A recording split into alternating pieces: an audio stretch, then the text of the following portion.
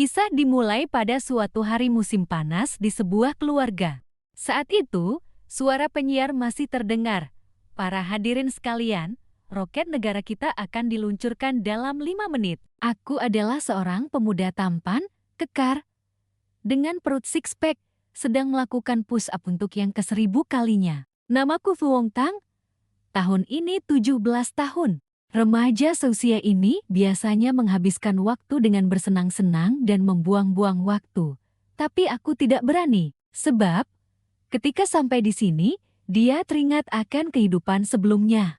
Saat itu, para kultivator abadi dan Asper sedang bertarung dengan sengit. Sementara itu, dia mati-matian melarikan diri. Dia berlari lebih dari 1 kilometer, namun tetap terkena peluru nyasar. Begitulah, Fu Wongtang tewas pada usia 31.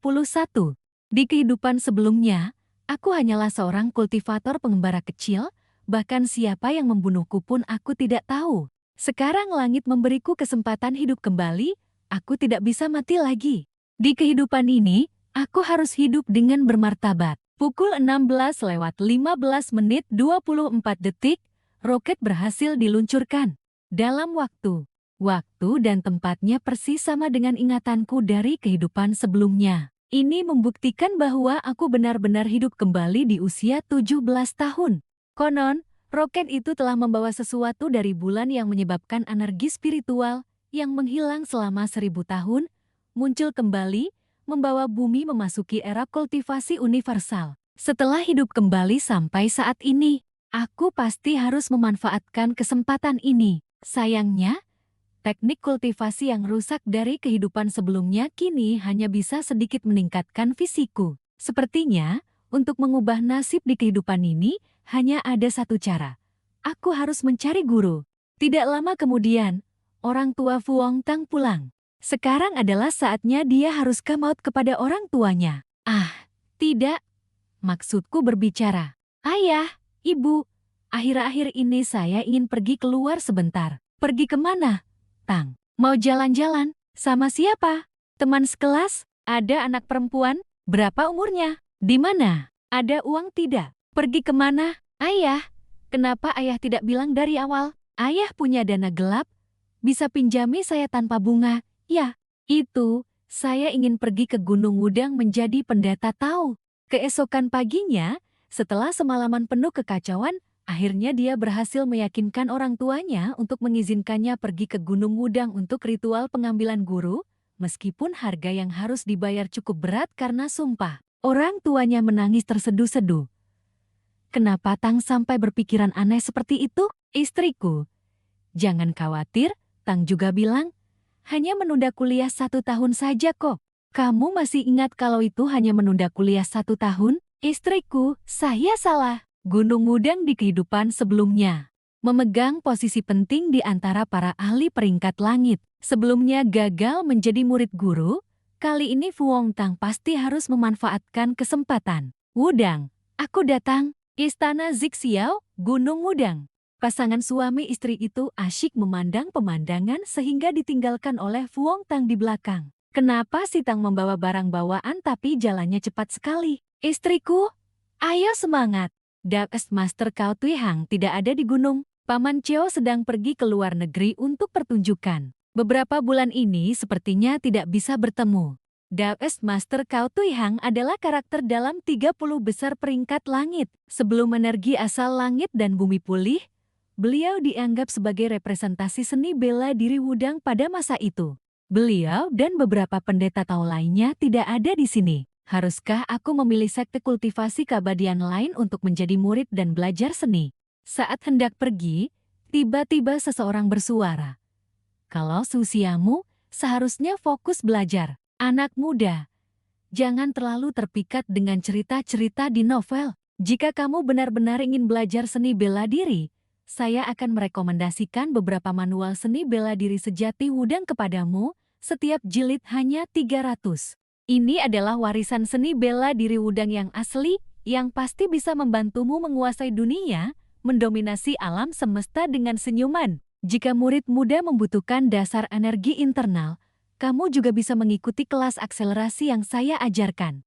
Murid muda, Hari ini kamu sangat berjodoh dengan seni bela diri, jangan lewatkan kesempatan sekali seumur hidup ini. Melihat pendeta tahu tua ini, Fu Hongtang langsung menyadari bahwa inilah kesempatannya. Dia buru-buru menangkupkan tangan dengan hormat. Mohon Daos Master menerima saya sebagai murid, saya bersedia mengikuti Daos Master untuk mengkultivasi Dao. Benar, ini adalah kesempatanku. Bukankah orang ini Daos Master Batmontang Ngontu? Di kehidupan sebelumnya, ini adalah pendeta Taois pertapa yang menduduki 5 besar peringkat langit. Kali ini benar-benar terlalu beruntung. Tang Ngontu sedikit menggelengkan kepala. Anak muda, jika kamu bilang ingin belajar seni bela diri, itu masih bisa dipercaya. Baru saja membuka mulut, kamu sudah bicara tentang kultivasi keabadian dan kultivasi Dao. Apakah kamu pernah melihat orang yang punya sihir? Saya merasa, Anda merasa Dao adalah sejenis semangat, sebuah persepsi berbeda tentang langit, bumi, dan alam semesta. Saya di Gunung Wudang belum menemukan guru yang ingin saya jadikan murid, tetapi begitu bertemu Anda, saya tahu Daos Master bukanlah orang biasa. Kamu juga menarik, terus-menerus bicara tentang Dao, ingin menjadi murid tapi masih pilih-pilih. Saya di Gunung Wudang hanyalah orang yang punya nama tanpa substansi, beberapa tahun ini hanya menerima seorang murid biasa, dan saya tidak terlalu mengurus anak itu. Kamu yakin ingin menjadikan saya sebagai guru? Lagi pula, orang tuamu tahu kalau kamu ingin menjadi murid. Ayah dan ibu ikut bersama saya. Daos Master, saya benar-benar tulus ingin berkultivasi bersama Anda. Sepertinya kamu juga sangat tulus, bukan sekadar banyak menonton film, novel lalu kabur dari rumah. 3 pertanyaan, jika jawabannya memuaskan saya, maka suruh orang tuamu datang untuk berbicara. Pertanyaan pertama, apa itu Dao? Menurut pemahaman saya, Dao adalah hukum alam, keteraturan. Pertanyaan kedua, apa itu 5 seni Taoisme? Seni pegunungan, seni pengobatan, seni nasib, seni fisiognomi, seni ramalan. Seni pegunungan adalah seni Tao, metode keabadian. Seni pengobatan adalah pengobatan Tao. Seni nasib adalah melihat. Ternyata kamu sudah mencari tahu. Baiklah, pertanyaan ketiga. Setelah menjadi murid, saya, gurumu, dan ayahmu sama-sama jatuh ke air, hampir tenggelam. Siapa yang akan kamu selamatkan lebih dulu? Mendengar pertanyaan Tang Ngontu, tubuh Fu Hongtang gemetar, pikirannya berputar cepat. Menyelamatkan guru lebih dulu akan tidak berbakti kepada orang tua. Sekte Tao memiliki pepatah tidak berbakti tidak akan berhasil. Menyelamatkan orang tua lebih dulu berarti tidak menghormati guru seperti orang tua. Setelah berpikir sejenak, Fu Hongtang akhirnya memberikan jawaban. Saya akan menyelamatkan ayah saya lebih dulu. Seketika itu sudah keesokan harinya. Fu Hongtang tidak menyangka dia berhasil. Kemarin saya sudah berbicara dengan orang tuamu. Sekarang kamu hanya murid magang saya. Setelah melewati ujian, barulah akan diputuskan apakah kamu akan diterima secara resmi sebagai murid atau tidak. Ini adalah tempat saya biasanya tinggal, hanya ada saya dan kakak seperguruanmu di sini. Untuk sementara ini, tinggallah bersama kami. Baik, guru. Entah apa yang dikatakan guru kepada orang tuanya kemarin, sampai bisa meyakinkannya untuk tetap tinggal di Gunung Wudang. Bagaimanapun, akhirnya dia berhasil menjadi murid. Sesampainya di sana, Tang Ngontu membuka mulut. Huyan kecil, bukankah kamu ingin bertemu adik seperguruan magangmu? Cepatlah keluar untuk melihat. Setelah itu, seorang gadis anggun, Fu Hongtang langsung diliputi kegembiraan. Tang Ngontu sambil mengelus kepala gadis itu menjelaskan. Anak ini bernama Muk Wan Huyan, adalah kakak seperguruan Fu Hongtang. Kakak seperguruanmu biasanya sangat pemalu. Tapi tidak disangka dia tidak takut padamu. Kakak seperguruan, aku Fu Hongtang, mohon bimbingannya nanti. Fu Hongtang tiba-tiba berkeringat. Marga Muk sangat langka. Wan Huyan, Wan, tunggu, kakak seperguruan saya. Apakah mereka benar-benar bernama Muk Wan Huyan? Omong kosong. Nama ini saya yang berikan.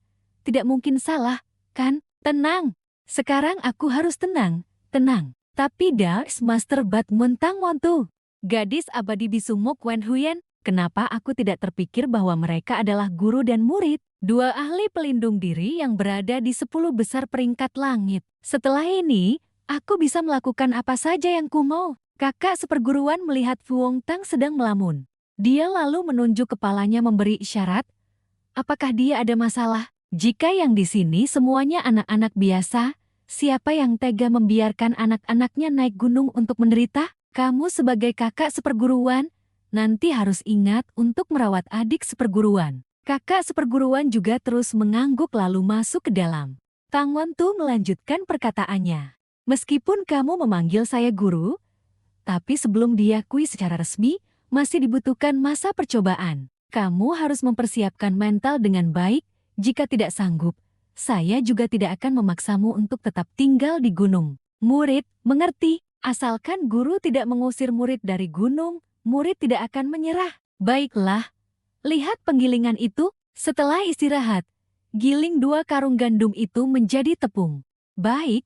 Saya jamin akan menyelesaikan tugas pertama agar diterima. Lalu dia mulai memutar. Tang Wontu yang melihat dari kejauhan tersenyum. Huyan kecil, aura dingin sudah hilang? Kamu bisa keluar untuk berlatih kultivasi sekarang. Keduanya bermeditasi di halaman. Energi spiritual berputar di sekitar mereka. Fuong Tang masih sibuk menggiling gandum di samping. Benar saja, meskipun energi spiritual langit dan bumi langka, latihan spiritualnya tidak pernah terhenti. Meskipun hanya proses menenangkan hati dan mengumpulkan roh, jenis latihan spiritual yang terkumpul selama bertahun-tahun ini sangatlah menakutkan. Tidak heran setelah energi asal langit dan bumi pulih, kecepatan para praktisi Dao ini jauh melampaui orang biasa. Setelah melewati pelatihan masuk sekte, guru pasti akan mengajarkan beberapa metode latihan spiritual kepadaku. Memang benar, berlindung di bawah pohon besar adalah yang terbaik. Namun, tidak ada yang lebih penting daripada kekuatan diri sendiri. Meskipun tidak sekuat kakak seperguruan, aku tidak boleh tertinggal terlalu jauh di masa depan. Dengan ketulusan langkah demi langkah, Tang Wontu semakin puas melihat Fuong Tang. Tidak terburu-buru, mentalnya bagus. Meskipun beberapa bulan sebelumnya sudah menjalani latihan fisik, ini adalah pertama kalinya aku melakukan pekerjaan seperti ini dan aku masih belum terbiasa.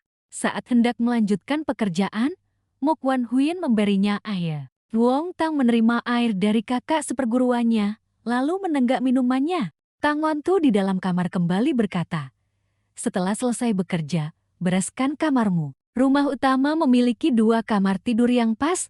Kamu dan Xiao Xuan masing-masing 1 kamar. Kamar saya di sebelahnya. Jika ada apa-apa, datang saja mencariku. Setelah tidur siang, turun gununglah untuk mengunjungi ayah dan ibumu agar mereka tenang. Baiklah, biar saya pergi. Tang Wontu sudah tahu. Tang Wontu baru saja keluar kamar ketika memanggil Mok Wan Huyen dan melihat Fuong Tang sedang meniru posisi duduk mereka berdua tadi. Guru tidak bisa menahan diri untuk tidak memuji. Lihat adik seperguruanmu. Gerakannya juga lumayan. Tiba-tiba, guru kembali gatal di sekujur tubuh. Saya tidak sedang memujimu, haha. Siang hari berikutnya, Fuong Tang sedang memanggul setumpuk barang menaiki gunung. Kipas angin kakak seperguruan sudah terlalu tua, aku sudah meminta ayah dan ibu membelikan 2 yang baru. Guru pasti tidak akan menyalahkanku. Aku bergegas naik gunung begini, ayah dan ibu pasti sangat sedih. Meskipun aku tidak tahu harus berkata apa, di era pemulihan energi spiritual, semuanya adalah misteri. Aku butuh kekuatan yang cukup untuk melindungi mereka. Tapi, jelas-jelas di gunung ada mata air yang bisa digunakan. Kenapa guru sengaja memintaku turun gunung untuk membeli 2 botol air mineral termurah? Sudahlah, guru melakukan itu pasti ada maksudnya. Maksudnya, aku tinggal mengikutinya saja. Sesaat kemudian, Fuong Tang tiba-tiba tertegun. Guru, ini. Dia hanya melihat guru sedang menulis huruf dengan kuas di botol air yang baru saja dibeli. Di botol air tertulis air suci Gunung Wudang, membuat Fuong Tang kehabisan kata-kata. Ini adalah pekerjaan sampingan saya. Khusus disiapkan untuk para pengikut awam yang naik gunung untuk memohon berkah. Setiap botol 20 dong, setiap hari bisa terjual belasan botol. Fuong Tang tampak sedikit kecewa. Merasa citra guru di hatinya hancur total. Guru berkata, baiklah, ayo ke halaman belakang. Saya akan menunjukkan 1 set teknik bela diri kepadamu. Anggap saja sebagai bonus masuk sekte. Luong Tang dengan gembira berterima kasih kepada guru. Sesaat kemudian, guru mengajari Luong Tang berlatih bela diri di sebuah sudut, di sampingnya ada kakak seperguruan yang sedang menonton. Saat berlatih bela diri, Luong Tang merasa punggungnya seperti ingin terbang. Setelah menyelesaikan seluruh set teknik bela diri, seluruh tubuhnya terasa panas membara, seolah ada aliran qi yang membakar di dalam tubuhnya. Set teknik bela diri yang diajarkan guru itu sederhana tetapi mengandung rima dao. Tak disangka, baru saja masuk sekte sudah bisa mempelajari teknik bela diri yang begitu indah. Hari ini aku harus benar-benar menguasai set teknik bela diri ini. Seketika, Luong Tang berlatih bela diri sampai lupa makan. Sekarang hari sudah gelap. Melirik ke samping, aku masih melihat kakak seperguruan sedang mengamati, hanya saja sekarang dia sudah tertidur. Kakak seperguruan, tidurlah. Oh, ternyata kakak seperguruan tidak hanya bisa mengatakan Mendengar guru berkata, kakak seperguruan saat kecil terkena penyakit parah sehingga sekarang tidak bisa berbicara dengan lancar. Aku adalah adik seperguruan. Di masa depan, aku harus sepenuh hati menjaga kakak seperguruan. Tiba-tiba, ada benda aneh yang terbang lurus ke wajah Luong Tang. Ternyata kakak seperguruan sedang. Luong Tang bersiap mengganti pakaian. Luong Tang buru-buru mendorongnya masuk. Kakak seperguruan, masuk kamar dulu baru ganti baju. Selamat tidur, kakak seperguruan. Luong Tang kembali ke kamarnya, masih tenggelam dalam pikiran. Kakak seperguruan di depanku sama sekali tidak berjaga-jaga, tapi aku adalah adik seperguruan yang beretika.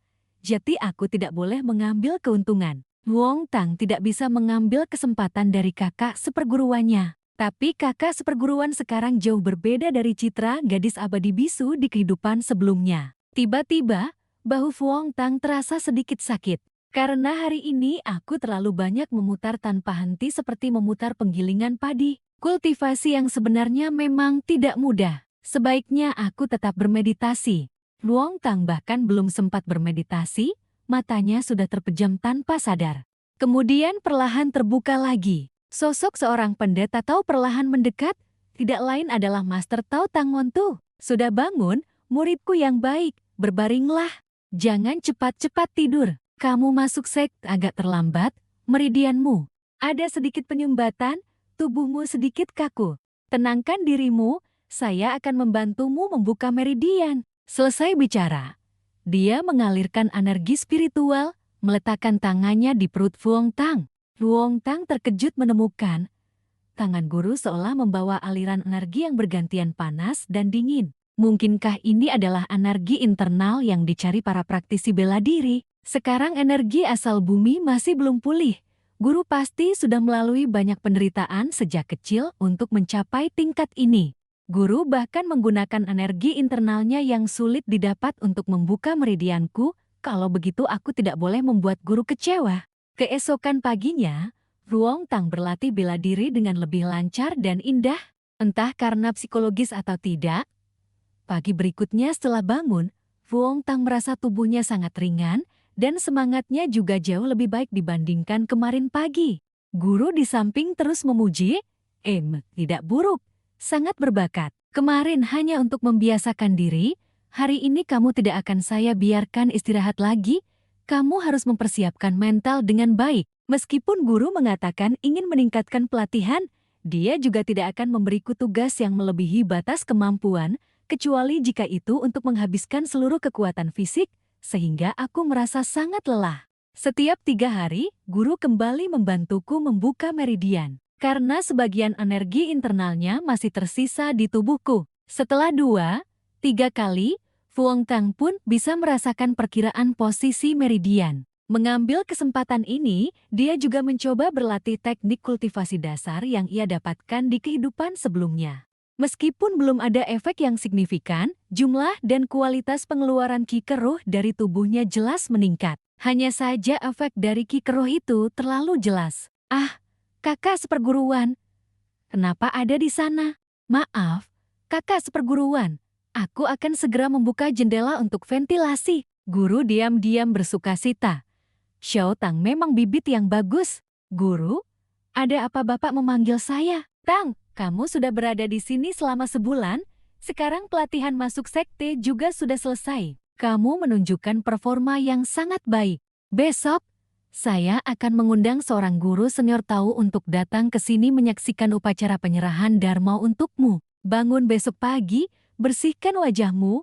Siang hari kamu akan resmi masuk sekte. Baik, guru. Siang hari berikutnya, Fuong Tang melangkah maju. Guru berkata, jika ada murid yang sudah masuk sekte, maka harus mewarisi jubah dan mangkuk leluhur sekte kita, leluhur abadi Ludong Bin. Setelah masuk sekte, kamu harus mengambil nama Tao Nanegrem sama seperti kakak seperguruanmu Bisu. Nama Tao gurumu adalah Bingon. Hari ini saya akan mewariskan kepadamu kitab suci yang ditinggalkan oleh leluhur abadi yang murni.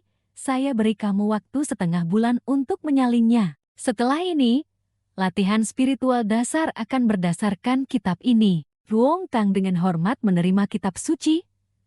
Terima kasih, Guru. Upacara sudah selesai.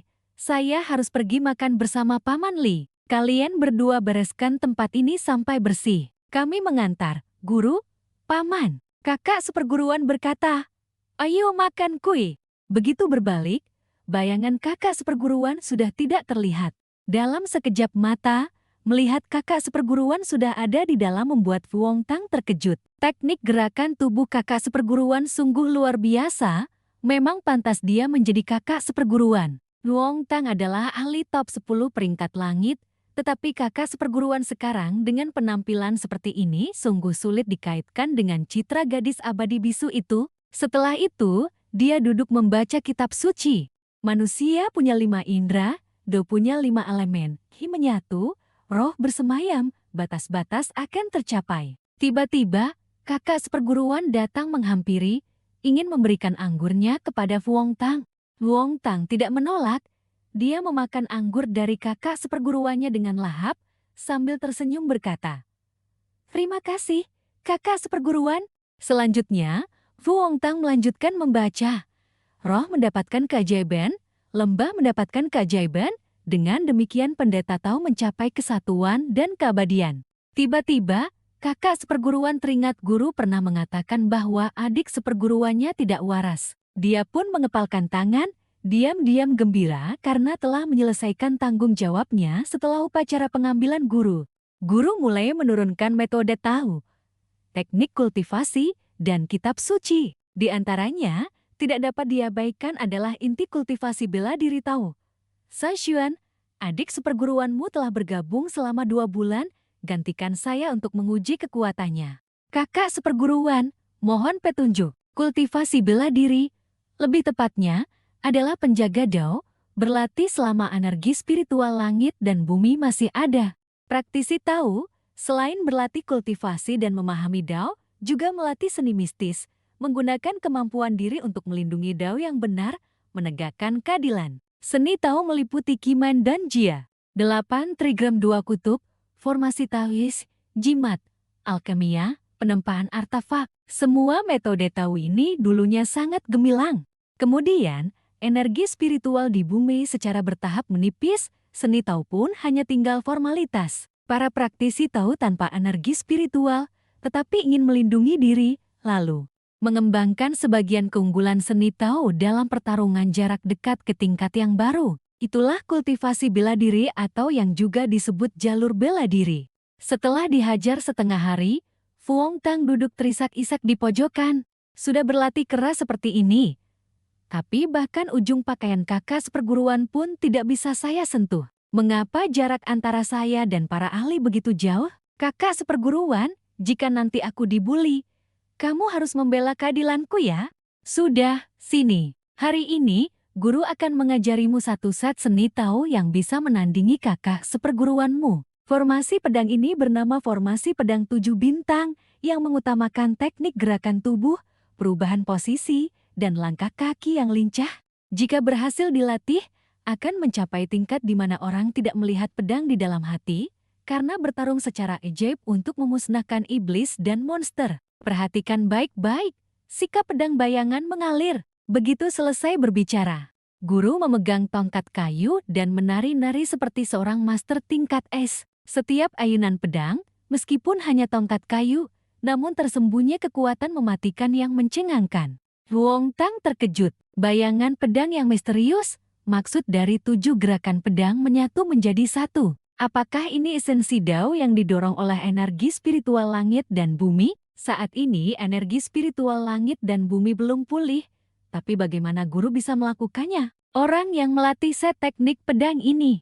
Jika dalam waktu 3 tahun kamu memiliki sedikit pencapaian, kamu sudah dianggap memiliki bakat luar biasa. Jangan terburu-buru, mulailah dari dasar. Saya pasti tidak akan mengecewakan guru, asalkan saya terus berusaha. Pasti akan ada hari di mana saya bisa menyentuh ujung pakaian kakak seperguruan. Lihatlah penampilanmu yang tidak berguna itu.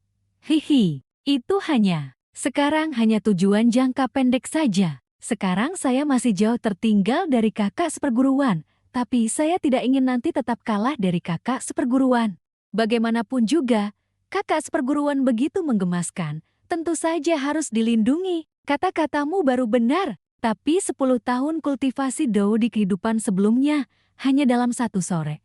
Aku sudah mengingat lebih dari separuh teknik pedang kehidupan sebelumnya. Merasa kesal karena tidak memiliki teknik kultivasi yang sistematis. Di kehidupan ini, semuanya sudah terpapar di depan mata.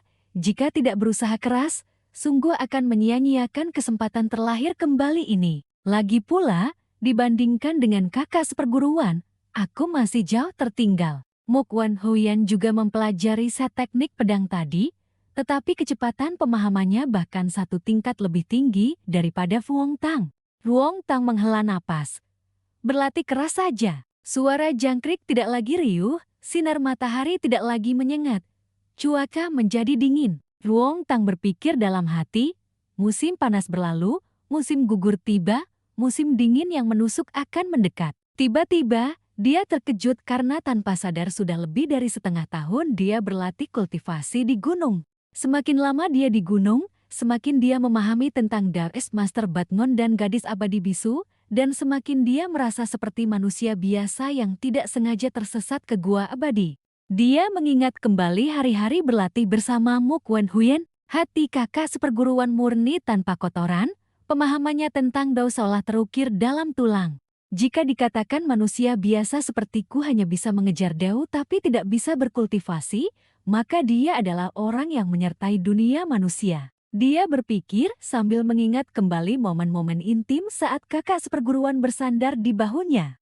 Saat mencuci pakaian, memegang celana dalam bergambar hati yang lucu milik kakak seperguruan sampai merona. Hanya saja dia tidak mengerti perbedaan antara pria dan wanita. Tapi dibandingkan dengan kakak seperguruan, guru lebih dahsyat lagi. Dia mulai memikirkan perubahan tak terduga dan berbagai jenis keahlian guru, menelah kitab, jimat, senjata. Bagaimana guru bisa menguasai begitu banyak keahlian dalam 40 tahun hidupnya yang singkat?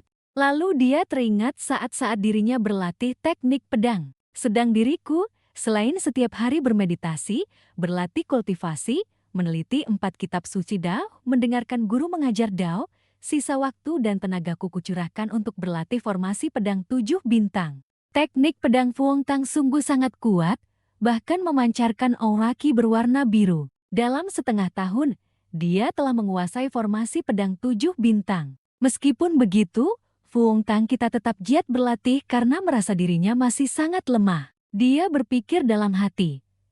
Di hadapan kakak seperguruan, aku pada dasarnya tidak punya hak untuk sombong. Untuk mengejar langkah kakak seperguruan, agar dia tidak meninggalkanku terlalu jauh, aku hanya bisa terus bersikap keras pada diriku sendiri. Saat sedang fokus berlatih, pikirannya melayang-layang.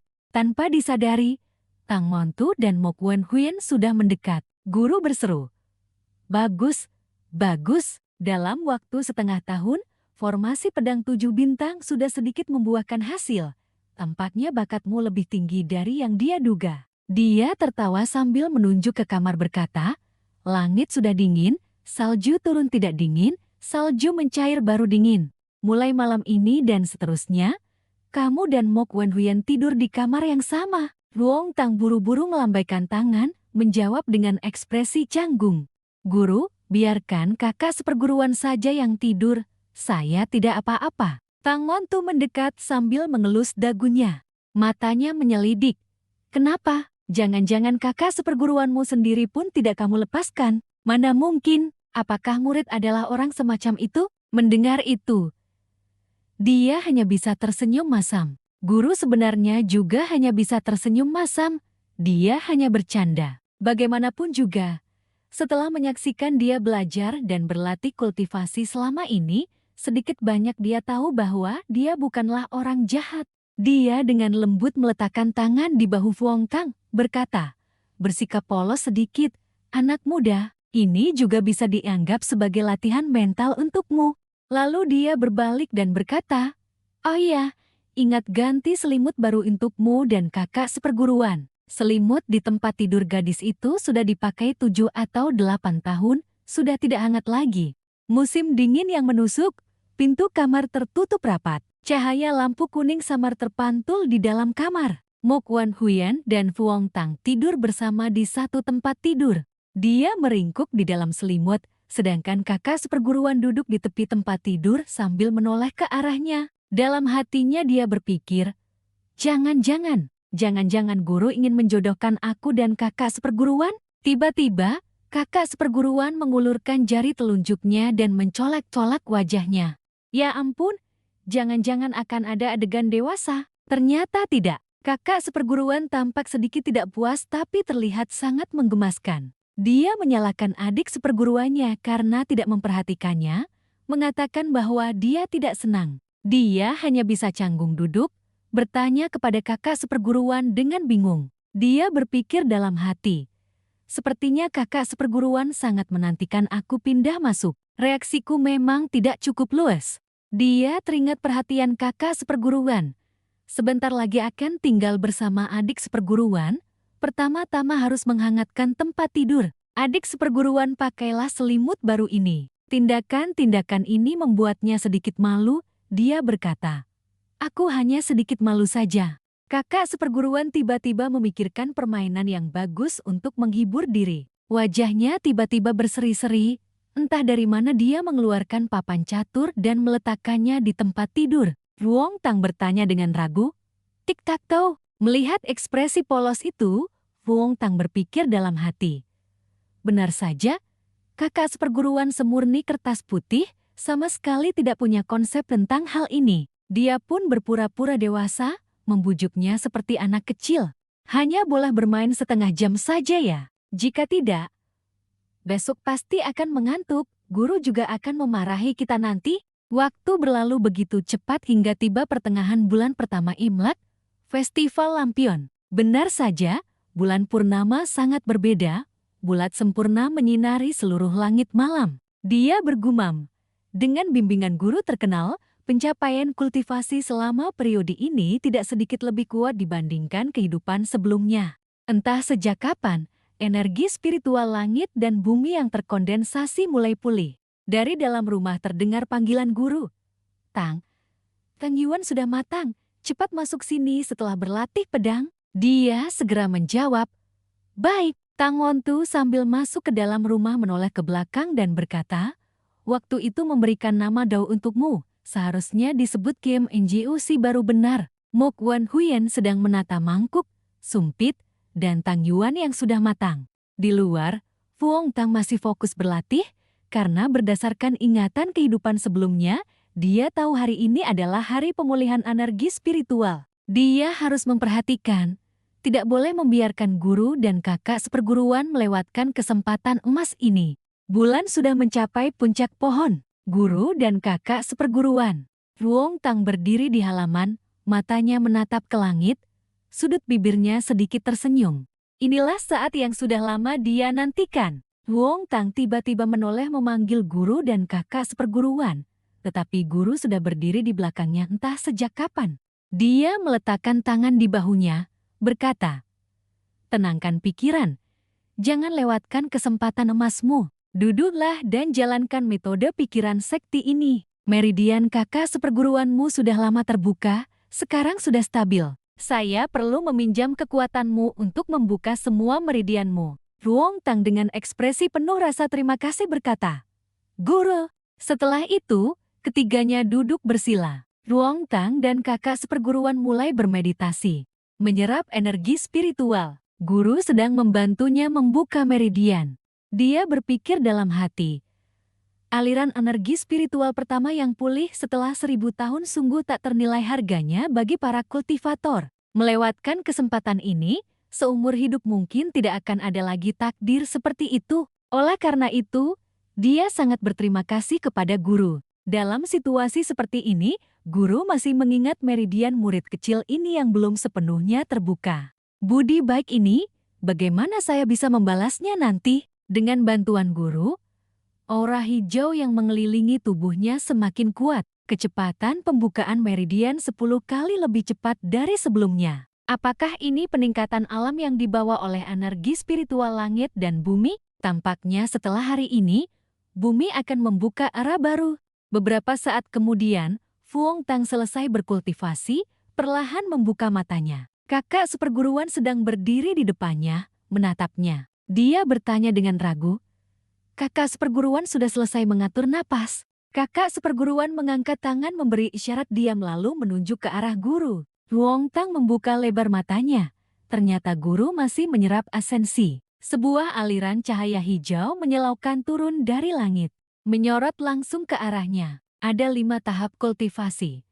Tahap kondensasi napas, tahap pengumpulan roh, tahap pembentukan embrio, tahap inti void, tahap inti emas. Fuong Tang berkata dengan antusias kepada kakak seperguruannya.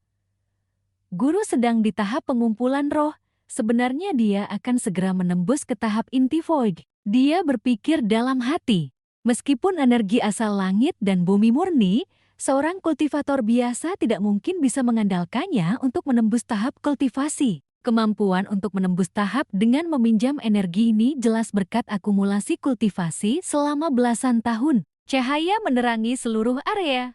Akumulasi guru benar-benar menakutkan. Kakak seperguruan memiliki bakat luar biasa, jadi tak perlu diragukan lagi tahap kultivasinya. Tahap kultivasinya juga meningkat 1 tingkat hanya dalam semalam. Kemurnian esensi sejati dalam tubuhnya telah berlipat ganda, hasil panennya lebih banyak dari kehidupan sebelumnya. Terlebih lagi, pemahamannya tentang formasi pedang 7 bintang telah mencapai tahap yang berbeda. Sekarang, bahkan pedang kayu yang digunakan untuk berlatih pun tidak mampu menahan esensi sejati dan niat pedang. Mengenai guru, setelah energi asal terbangun, telah bermeditasi selama 3 hari. Fuong Tang menjaga di pintu, bersandar di pintu sambil mengantuk. Ketika mendengar panggilan itu, dia membuka mata dengan linglung. "Anak muda Tang, bangunlah." Melihat gurunya berdiri di depannya, dia berkata dengan gembira, "Guru, Anda sudah bangun." Sang guru menjawab dengan lembut, "Beberapa hari ini kalian sudah bersusah payah melindungi Dao. Cepat kembali ke kamar dan beristirahat. Nanti saya ada hal yang ingin saya bicarakan dengan kalian berdua." Setelah beristirahat, sang guru mulai menceritakan kepada mereka tentang dunia kultivasi 1000 tahun yang lalu. Pada saat yang sama, dia juga memperingatkan bahwa kultivator seperti mereka secara alami harus memikul tanggung jawab untuk membasmi iblis. Setelah memberikan instruksi singkat, mereka kembali ke kehidupan kultivasi seperti sebelumnya. Segalanya tampak tidak banyak berubah, tetapi berkat bantuan esensi sejati, mereka memiliki kultivasi yang nyata. Fuong Tang memutar tubuhnya dengan lincah, mengayunkan pedang untuk menyerang. Gerakannya ringan dan anggun. Setiap kali guru melompat, sebuah lingkaran aura muncul di bawah kakinya. Matanya fokus, tangan memegang pedang secara horizontal. Dia menusuk dengan lembut, dan dinding tebal itu sudah berlubang. Sang guru tersenyum puas dan berkata, "Formasi pedang 7 bintangmu sudah berangsur-angsur membaik. Bagus sekali, bagus sekali." Kakak seperguruan juga bertepuk tangan gembira. Fuong Tang tampak sedikit lelah, menjawab dengan suara rendah, "Semua ini berkat bimbingan guru, murid baru bisa mencapai prestasi hari ini." Melihat lubang di dinding, dia menggaruk kepala sambil tertawa dan berkata, "Tapi guru, apakah ini tidak dihitung merusak properti udang?" Tang Wantu menjawab dengan ramah, "Tidak." Guru dan para muridnya tertawa terbahak-bahak. Begitulah, musim semi berlalu dan musim gugur tiba. Tiba-tiba 3 tahun telah berlalu sejak dia datang ke Wudang. Kehidupan kultivasi yang tadinya damai tiba-tiba terganggu oleh kedatangan seorang Master Taoyi. Terdengar langkah kaki yang tergesa-gesa. Seseorang berteriak keras di sepanjang tangga Wudang. "Kakak seperguruan Tang Montu! Kakak seperguruan, Wudang dalam bahaya!" Ternyata itu adalah Li Tui Enjio. Master Taois bertubuh bulat yang terlihat ramah ini sedang berlari ke Wudang untuk meminta bantuan dalam keadaan berkeringat deras. Luong Tang yang sedang bermeditasi di atap, segera tertarik perhatiannya mendengar panggilan kakak seperguruan Tang Montu yang tergesa-gesa itu. Wajahnya tampak bingung, tidak tahu apa yang terjadi. Li Tui Enjio diundang masuk ke kamar. Berlawanan dengan tergesa-gesanya, Tang Montu dengan tenang menuangkan teh dan mengundang. "Jangan terburu-buru, minum teh dulu, lalu bicara perlahan. Paman Li sedang memohon bantuan, ini harus dibantu bagaimanapun caranya." Untuk memahami inti cerita, menurut ringkasan Fuong Tang, energi spiritual telah pulih selama 3 tahun sekarang. Sebagian besar sekte telah memulihkan warisan mereka, dan tentu saja tidak ada yang mau tinggal diam. Dikabarkan bahwa baru-baru ini ada lebih dari 20 sekte besar yang berencana mengadakan acara pertukaran di Gunung Maoshan untuk saling bertukar pikiran. Justru karena acara pertukaran inilah Paman Li datang mencari guru untuk meminta bantuan. Li Tui Enjio, dengan wajah penuh kekhawatiran, menopang pipinya yang tembam dengan satu tangan dan berkata, "Dari kakak seperguruan ketua sekte hingga kedua paman seperguruan, semuanya bilang kultivasi itu penting, lalu mereka menyerahkan semuanya padaku. Tapi kultivasiku rendah, kalau ada yang sengaja menyelidiki, aku takut tidak bisa menahannya. Satu-satunya cara adalah meminta bantuan kakak seperguruan." Tang Montu berkata dengan serius, "Jika kalian ingin mencari kultivator tahap pembentukan embrio untuk menyelesaikan masalah ini, sepertinya saya tidak bisa pergi." Mendengar itu, Li Tui Enjio bertanya dengan panik, "Apakah tahap kultivasi kakak seperguruan sudah menurun?" "Mana mungkin?" Tang Montu melambaikan tangannya dengan ringan dan menjawab, "Bukan menurun." Di telapak tangannya muncul semburan aura hijau. Master tua misterius itu berkata dengan wajah bangga, "Beberapa bulan yang lalu, saya sudah menembus ke tahap inti void, jadi sepertinya tidak cocok jika saya pergi." Li Tui Enjio mengutuk dalam hati. Master Taois ini jangan pura-pura bodoh lagi. Apa hebatnya tahap kultivasi yang tinggi? Aku yang Master Taois baru tahap pengumpulan roh, bisakah kakak seperguruan memikirkan perasaanku sedikit? Dia marah. Benar juga. Tahap pengumpulan roh masih satu tahap lagi. Tang Montu tersenyum sambil kembali membanggakan kedua muridnya. "Meskipun saya tidak pergi, kedua murid saya sangat cocok dengan permintaanmu." Mendengar itu, Li Tui Enjio semakin terkejut. "But non, Van Enegram sudah menembus ke tahap pembentukan embrio?" Jarang sekali Tang Montu menambahkan. "Bisa dibilang begitu. Xiao Huyan beberapa bulan lalu sudah menembus ke tahap pembentukan embrio. Sedangkan Xiao Tang lebih condong ke jalur pedang, dan karena dia lebih lambat diterima sebagai murid, tahap kultivasinya sedikit lebih rendah dari kakak seperguruannya. Paling tidak dia sudah tahap pengumpulan roh tingkat akhir." Li Tui Enjio mendengar perkataan kakak seperguruannya. Sambil memukul meja, dia menangis dalam hati. "Saya tahu tahap kultivasi Anda tinggi, murid-murid Anda berbakat. Kenapa harus menyombongkan diri seperti itu? Kalau bukan karena kultivasiku tidak setinggi Anda, saya benar-benar ingin bertarung dengan Anda." Luong Tang yang berada di luar mendengar percakapan ini. Dia tidak bisa menahan tawa terbahak-bahak. Kemampuan menyindir guru semakin hebat. Tak lama kemudian, hari sudah gelap. Li Tui Enjio menangkupkan tangan dan berpamitan. "Baiklah, masalah ini sudah diputuskan seperti ini. Besok pagi kita berangkat. Saya mohon pamit dulu." Tang Montu menjawab, "Saudaraku, berjalanlah dengan tenang." Luong Tang juga berkata dengan sangat sopan, "Paman Li, berjalanlah dengan tenang." Setelah diskusi selesai, sang guru menginstruksikan dia untuk mengajak kakak seperguruan mengikuti Paman Li menghadiri acara pertukaran. Dibandingkan dia, kakak seperguruan tumbuh besar di gunung sejak kecil, jadi tentu saja tidak bisa dilepaskan dari instruksi rinci sang guru. Sang guru berpesan, "Setelah turun gunung, jangan sampai ponselmu lepas dari tangan. Kalau baterai lemah, ingat pakai power bank." Mok Wan Huyen menjawab, Dia berpesan lagi, jangan bicara dengan orang asing dan jangan naik mobil orang lain. Dia tetap menjawab pelan. Sang guru menambahkan lagi, laki-laki di bawah gunung tidak bisa dipercaya. Jika ada apa-apa, kamu juga harus menjaga adik seperguruanmu dengan baik. Jawabannya tetap sama. Luong Tang yang berada di samping, sambil membereskan barang bawaannya, mendengarkan percakapan kedua guru dan murid itu.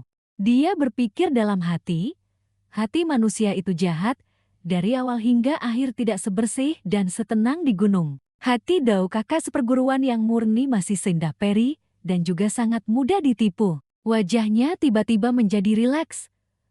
Tapi beberapa tahun ini dia sendiri juga sudah banyak kemajuan. Sekarang bisa membantu kakak seperguruan merapikan pakaian juga bisa dianggap sebagai perubahan dalam tahap kultivasi.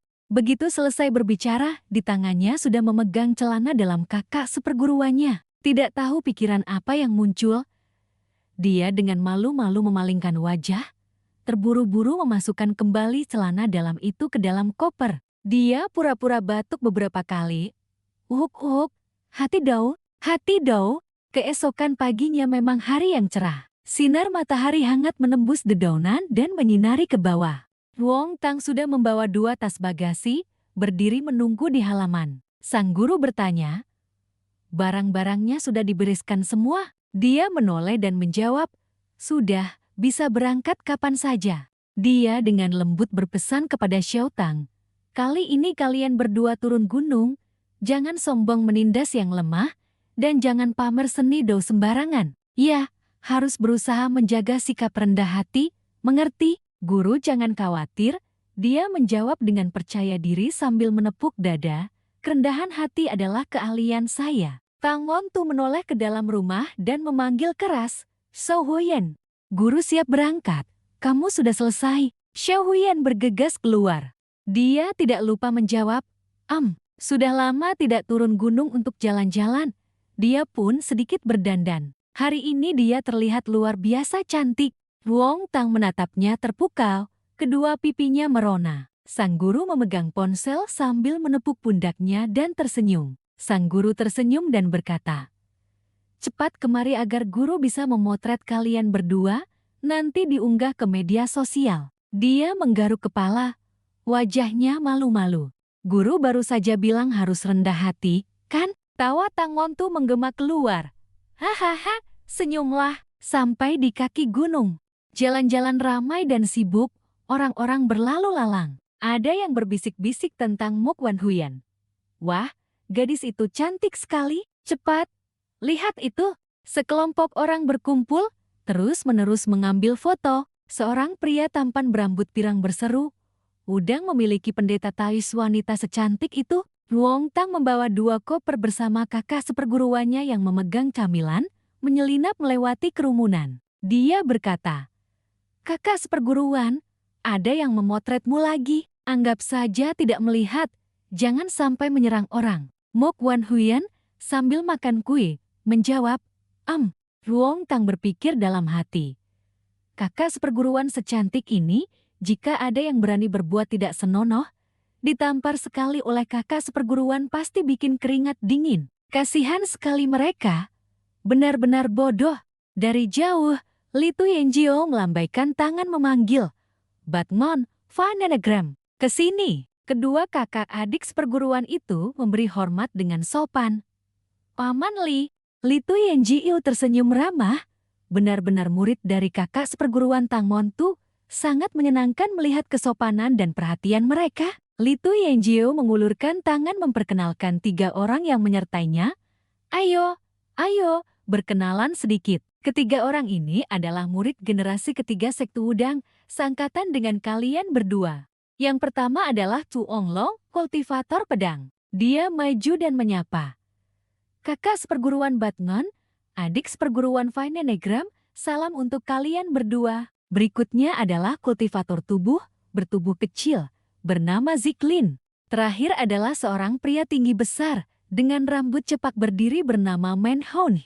Luong Tang membungkuk memberi hormat. Salam para kakak seperguruan. Dia menambahkan, kakak seperguruan saya tidak pandai berbicara, Jika kalian ada apa-apa, cukup beritahu saya saja. Dia berpikir dalam hati, melihat orang mereka, jelas sekali semuanya sudah mencapai tahap pengumpulan roh. Kekuatan Wudang memang tidak bisa diremehkan. Setelah perkenalan selesai, Li Tui Enjio memimpin semua orang pergi. Baiklah, ayo bersiap naik mobil dan berangkat. Di dalam mobil, Fuong Tang mulai berpikir, warisan Dao Sekte Wudang, teknik intinya berasal dari jalur bela diri sejati. Sebagian besar metode juga dekat dengan jalur bela diri. Saat ini warisan Dao dihidupkan kembali, saya khawatir jalur bela diri Dao akan diremehkan oleh sekte-sekte lain. Tapi semakin sulit permainan, semakin layak dimainkan, katanya, benar-benar patut dinanti. Kakak seperguruan melihat keluar jendela. Dia mengirimkan beberapa stiker terima kasih dan ekspresi. Sepertinya tingkat keahliannya dalam bermain meme semakin tinggi. Ponsel bagus ini baru bisa dibeli Fuong Tang setelah dia bekerja sebagai dukun untuk mencari uang. Dia melirik sekilas dan sudah mengerti maksud kakak seperguruannya. Pasti dia juga sedikit bersemangat tapi harus menahan diri. Fuong Tang berkata pada dirinya sendiri, di kehidupan sebelumnya, saya hanya hidup sampai usia 31 tahun. Banyak hal yang belum sempat saya alami. Di kehidupan ini segalanya akan berbeda. Saya pasti akan melindungi orang-orang di sekitar saya. Dia berpikir sambil melihat ke arah Mo Quan Huyen. Mobil melaju dengan kecepatan sangat tinggi, mungkin hanya kalah dari para pembalap mobil saja. Tidak lama kemudian, mereka tiba di hotel di kaki Gunung Maoshan. Li Tui Enjio berpesan, konferensi kultivasi Dao akan resmi dimulai besok sore. Selama waktu ini, kalian semua istirahat yang baik, atau bisa juga jalan-jalan di sekitar sini tapi jangan terlalu lelah. Semua serentak menjawab, baik, Paman. Keesokan paginya, suara game terdengar dari ponsel. Selamat datang di taman bermain. Ternyata itu Mo Quan Huyen sedang duduk di depan pintu kamar bermain game, tampak tidak senang. Fuong Tang diam-diam membuka pintu dan menggodanya. Kakak seperguruan sedang menunggu adikmu, ya. Namun ekspresinya tidak berubah. Dia mendekat dan bertanya, apa kakak marah? Mo Quan Huyen menekan ponselnya dengan wajah serius. Dia mengangkat ponselnya, menampilkan emotikon merajuk, cepat datang dan bujuk kakak. Ternyata Mo Quan Huyen sedang marah karena kejadian semalam. Ziklin berkata padanya, kakak seperguruan Mok, malam ini kita tidur bersama, ya. Lalu menariknya ke kamar. Fuong Tang berkeringat dingin menjelaskan, kakak seperguruan, sekarang tidak sama seperti di gunung. Aku dan kakak tidur sekamar tidak begitu nyaman. Butuh waktu lama untuk membujuknya. Setelah tiba di Maoshan, dia seharusnya membeli beberapa oleh-oleh khas daerah ini untuk guru atau berjalan-jalan sebentar. Namun dia masih melipat tangan meraju. Untungnya Chuang Long angkat bicara menyelamatkan keadaan. Dia berkacak pinggang berkata, membeli apa? Kami juga membeli hadiah untuk guru untuk dibawa pulang. Melihat itu, Fuong Tang segera membungkuk memberi salam. Selamat pagi. Kakak seperguruan, Mo Quan Huyen masih marah. Lalu bersembunyi di belakang Fuong Tang. Chuang Long dengan ramah merangkul bahu Fuong Tang dan mengundang, adik seperguruan Fei Yu, kami berencana keluar berjalan-jalan menikmati pemandangan indah Maoshan. Apakah adik seperguruan dan kakak seperguruan Boyu ingin ikut? Fuong Tang menjawab dengan antusias. Bagus, ayo kita pergi bersama. Maka seluruh kelompok pun berangkat bersama. Sepanjang jalan mereka berbincang dengan riang. Ziklin berkata dengan percaya diri, Maoshan juga mudah didaki. Chuang Long membalas, meskipun puncak Maoshan tingginya beberapa ratus meter, namun di sekitar Kultao sangat tenang dan mudah ditemukan. Fuong Tang berbisik, gunungnya tidak tinggi, dari mana roti kukus mendapatkan energi spiritual? Tentu saja. Dia berbalik dan melihat kakak seperguruannya sedang memakan roti kukus besar dengan nikmat dan berpikir dalam hati. Bagi kakak seperguruan, ada atau tidaknya energi spiritual tidak penting, yang penting ada makanan. Tiba-tiba dari belakang terdengar sebuah suara.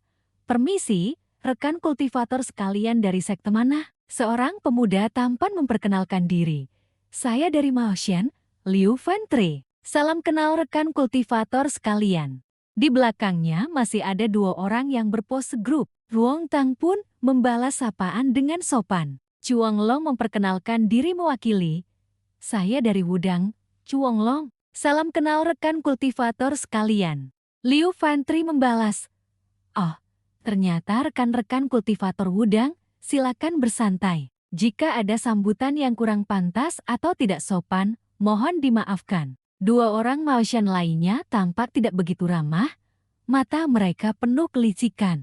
Ruong Tang dengan cepat mengenali ekspresi itu, dan berpikir dalam hati, apa yang ingin dilakukan orang-orang Maoshan ini? Atau hanya sekadar menyapa? Kedua orang itu juga tidak sopan. Mereka sengaja berbicara agar Ruong Tang mendengarnya. Sekarang semua adalah praktisi Dao. Untuk apa murid-murid Wudang datang ke sini memeriahkan acara? Berniat datang untuk memamerkan ilmu pedang dan bertarung? Ya. Ruong Tang menoleh melirik. Oh, ternyata mereka ingin mencari masalah. Pihak Maoshan masih menyindir. Kakak seperguruan Fantri, apa ingin mencari jenis jimat dari Gunung Longhu untuk berlatih? Sepertinya sudah gagal. Kata-kata itu belum selesai, sudah ada yang merapal mantra, melayangkan aliran kekuatan spiritual ke tengkuk pria berambut pirang itu. Dia berteriak kesakitan. Siapa yang menyerang diam-diam? Ruong Tang menoleh melihat kakak seperguruan laki-laki dan perempuannya dengan wajah muram. Sudah kuduga itu kakak seperguruan? Mo Wen Huyen mengedipkan mata dan menjulurkan lidah dengan nakal. Di tangannya masih memegang bungkus roti kukus yang terbungkus oleh kekuatan spiritualnya. Ruong Tang buru-buru menarik tangannya dan berkata, "Cepat pergi." Sambil menarik kakak seperguruannya lari, dia berteriak, "Sudah berbuat nakal masih tidak cepat lari? Mau tinggal di sini untuk bertarung?" Ya. Dua orang Maoshan berteriak kesal di jalan. Siapa sebenarnya orang itu? Berani berbuat tapi tidak berani mengakui. Menyerang diam-diam itu hebat, ya. Jika tidak suka dengan murid Maoshan, maka hadapi langsung dan beri pelajaran. Tidak kekanak-kanakan seperti kedua orang itu, kakak seperguruan mereka Liu Fantri jauh lebih tenang. Dia menasihati.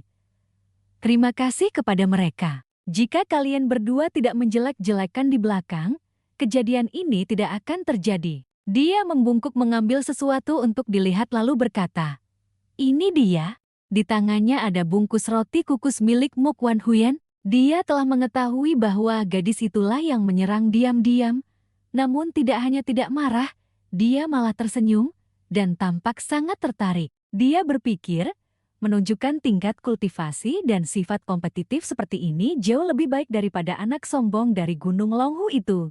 Memang tidak salah nama, generasi muda Wudang, sungguh ada talentanya. Sore itu, pemandangan di alun-alun depan istana Maoshan sangat megah.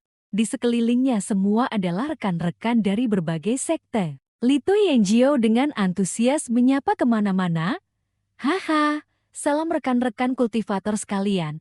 Mohon perhatiannya, dari kejauhan ada dua orang saudara yang sangat marah hingga berasap." Kakak seperguruan yang berambut disanggul berkata, "Beberapa tahun ini, Wudang hanya memiliki ilmu pedang dan tinju yang bisa menguasai dunia.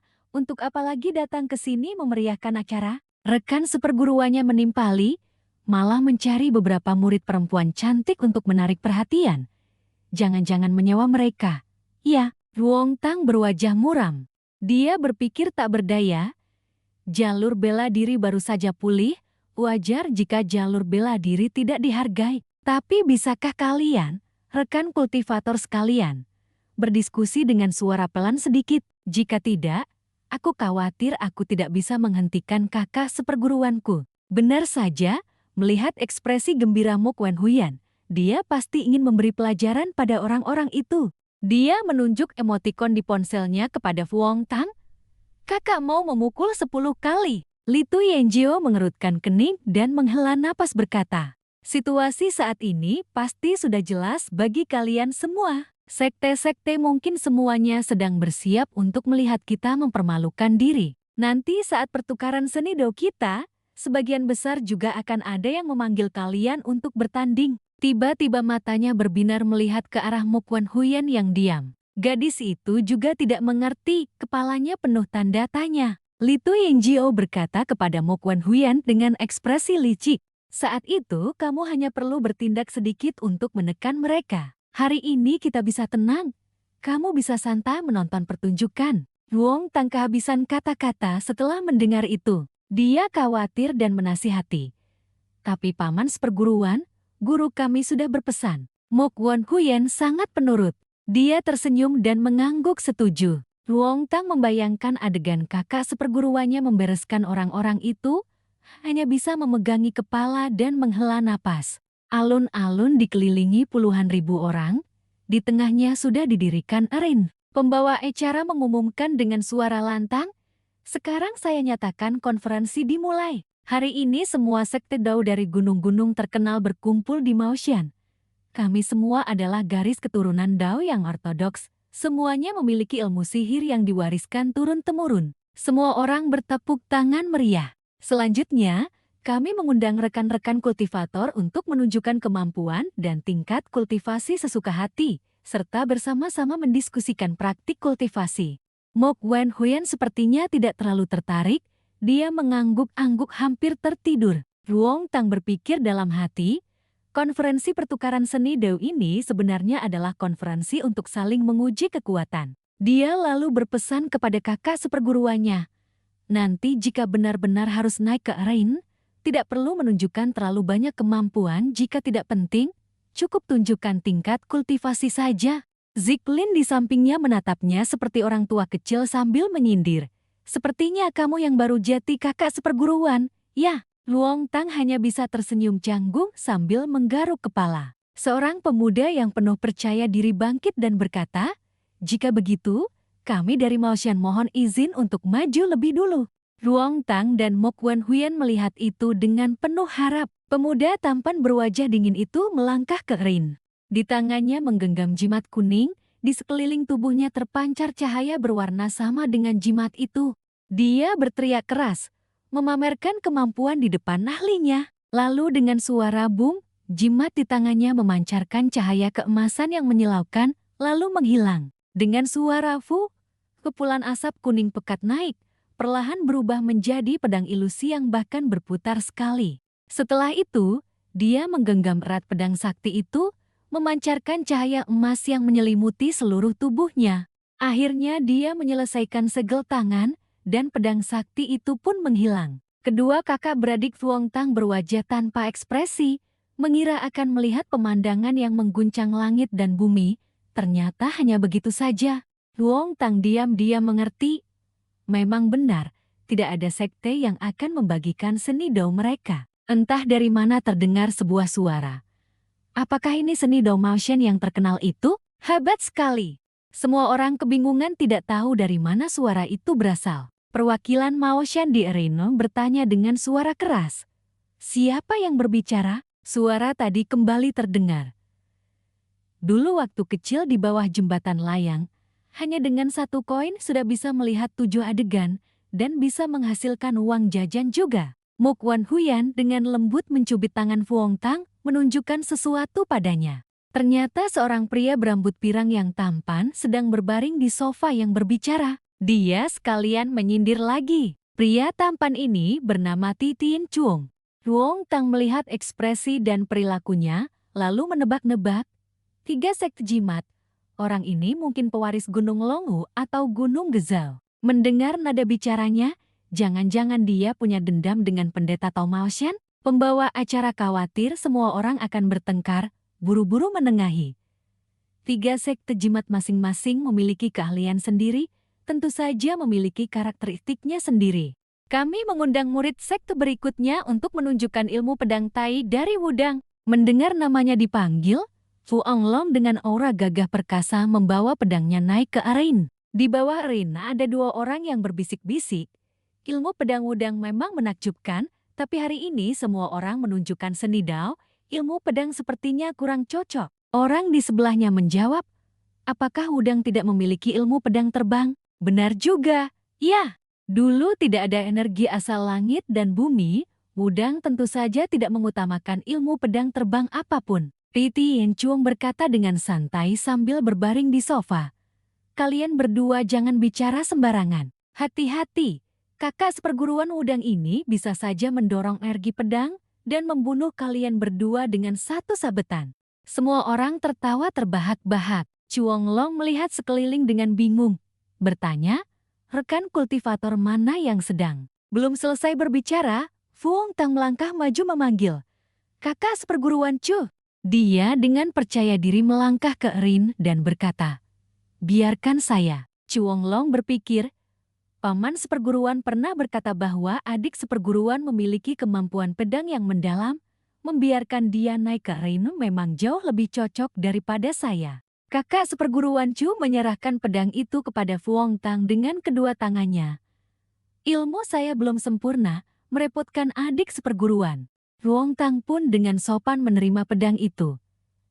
Teknik pedang kakak seperguruan juga sangat mendalam. Orang luar tidak akan mengerti. Kebetulan saya memiliki beberapa jurus pedang yang indah. Bisa saya tunjukkan? Dia membaca nama jurusnya. Pedang bangkit memetik bintang, pedang jatuh menukar rembulan. Mengapa ilmu pedang ini bukan seni Do? Sebuah aliran cahaya biru laut menyelimuti tubuhnya. Semua orang terbelalak kaget. Cahaya biru menyelimuti seluruh tubuhnya, melayang ringan di udara. Pertunjukan indah ini bukanlah jenis seni Do biasa. Semua gadis sudah bersiap mencari pasangan mereka, terpesona oleh cahaya yang memancar di sekitar Fu Hongtang. Pembawa acara berseru kaget. Ini pasti hati pedang cerdas yang tercatat dalam kitab kuno. Fu Hongtang bergerak dengan kecepatan luar biasa, bahkan meninggalkan bayangan residu. Dia memegang pedang, meminjam kekuatan untuk terbang langsung ke langit, muncul dan menghilang, melompat dari satu tempat ke tempat lain, mengayunkan pedangnya ke 4 arah. Setelah itu, dia mengarahkan pedangnya lurus ke langit, menciptakan sebuah pose untuk menggunakan ilmu sihir tertentu. Tiba-tiba, dari 10 arah semuanya muncul. Sosok yang persis sama dengannya, seolah-olah itu adalah teknik cloning. Sungguh menakjubkan. Setiap klon memancarkan lingkaran cahaya putih lurus ke langit. Tien Chuang yang menyaksikan pemandangan ini sangat terkejut. Kakak-kakak seperguruan dan adik-adik seperguruan lainnya di bawah juga memuji dengan takjub. Tahap apa ini? Bagaimana bisa memiliki pemahaman jalur pedang yang begitu menakjubkan? Apakah itu? Apakah itu pendekar abadi? Apakah itu murid generasi ketiga? Tapi sudah memiliki kultivasi tahap pengumpul roh? Setelah selesai menggunakan tekniknya, dia menarik pedangnya ke punggung. Dengan wajah tanpa ekspresi, dia berkata, "Kemewahan dan kesengsaraan dunia fana hanyalah ilusi. Hati pedang yang bijak inilah metode Dao saya." Setelah berkata begitu, dia perlahan turun dari udara, mengambil pose untuk mengakhiri pertunjukan. Setelah itu, dia turun dari panggung berjalan menuju kakak seperguruan Chu. "Kakak seperguruan Chu, kakak seperguruan, pedangmu." Kakak seperguruan Chu tersenyum dan berkata kepada adik seperguruan Fu Hongtang. Dia mendekatkan mulut ke telinga Fu Hongtang dan berbisik, "Sekarang kalau saya mengubah panggilan menjadi kakak seperguruan, apakah masih sempat?" Perbedaan kekuatan begitu besar, sungguh memalukan. Fu Hongtang menjawab dengan malu-malu, "Kakak seperguruan, kamu melebih-lebihkan." Pembawa acara mengumumkan dengan suara lantang. Formasi pedang 7 bintang Wudang memang sesuai reputasinya. Seni Taois dan metode Dao dari berbagai sekte juga membuat orang terkesan mendalam. Hari ini adalah kesempatan baik untuk bertukar warisan Dao. Selanjutnya, tanpa batasan, para hadirin dipersilakan untuk saling bertukar ilmu. Jika ingin bertanding, silakan datang ke sini. Jangan melukai siapapun. Fu Hongtang melihat kakak seperguruannya sangat bersemangat lalu bertanya, "Kakak seperguruan, mau naik ke panggung?" Matanya berbinar. Mok Wan Huyen menunjuk ke arah Tien Chuang dengan ekspresi penuh niat membunuh. Fu Hongtang juga merasakan sesuatu. Pria berambut pirang itu bangkit, kedua tangan di saku celana, perlahan berjalan ke arahnya. Fu Hongtang berpikir dalam hati, apa maksud orang ini terhadap kakak seperguruan? Dia membawa niat membunuh yang kuat mendekati Fu Hongtang. Fu Hongtang menyadari ada sesuatu yang tidak beres. Dia mencariku. Tien Chuang bertukar pandang dengan Lu Fan Tri. Dia memperkenalkan diri, Lu Fan Tri dari Maoshan, dengan berani ingin meminta nasihat tentang Dao Jimat dari Sekte Naga Harimau Surgawi. Sebelum sempat lawan menjawab, dia menambahkan lagi, rekan Daois Titian Chuang dari sekte Anda. Mau bertanding satu pertandingan dengan murid? Pria berambut pirang menghela napas, mengusap kepala dan berkata dengan nada mencemooh, "Kekalahan terakhir di tangan saya. Apa kamu masih belum puas? Bagaimanapun juga, tidak takut pendekar pedang Gunung Wudang itu akan kabur. Juga tidak akan memakan banyak waktu. Ayo maju." Ruong Tang sangat marah mendengar itu. Pendekar pedang itu merujuk padaku, disaksikan oleh ribuan orang. Kedua orang itu naik ke panggung. Titian Chuang masih dengan tenang bertanya, "Katakanlah, kali ini mau bertanding apa?" Jimat-jimat berwarna kuning perlahan muncul. Lu Fan Tri dengan pedang di tangan mulai bersiap, menjawab, "Tentu saja, metode jimat." Titian Chuang tertawa terbahak-bahak. Hahaha, entah dari mana dia mengeluarkan sebuah jimat lalu tertawa dan berkata, "Bermain jimat, ya kan?" Jimat itu mulai terbakar dengan dahsyat. Terbakar menjadi abu, lalu berubah menjadi suatu objek aneh. Seluruh tubuhnya diselimuti cahaya keemasan, dengan penuh percaya diri berkata, "Saya tidak tunduk pada siapapun." Ruong Tang memandang Titian Chuang dan berpikir dalam hati. Menciptakan objek dari ketiadaan, ternyata ada jimat sajab itu. Lu Fan Tri sudah berkultivasi sejak kecil dan dibina oleh sekte besar. Memiliki kultivasi tahap pengumpul roh pertengahan juga tidak aneh. Tapi nama Titian Chuang itu sudah mencapai tahap pengumpul roh akhir. Titian Chuang dengan provokatif mengaitkan jarinya kepada Lu Fan Tri dan berkata, "Ayo maju, saya akan biarkan kamu menyerang duluan." Ruong Tang melihat itu dan berpikir dalam hati. Energi asal langit dan bumi baru saja pulih, kultivator muda yang bisa mencapai tahap pengumpul roh semuanya adalah bakat. Jika orang itu bukan karena bakatnya yang menakjubkan, apakah warisan Dao Gunung Naga Harimau memiliki sesuatu yang ajaib?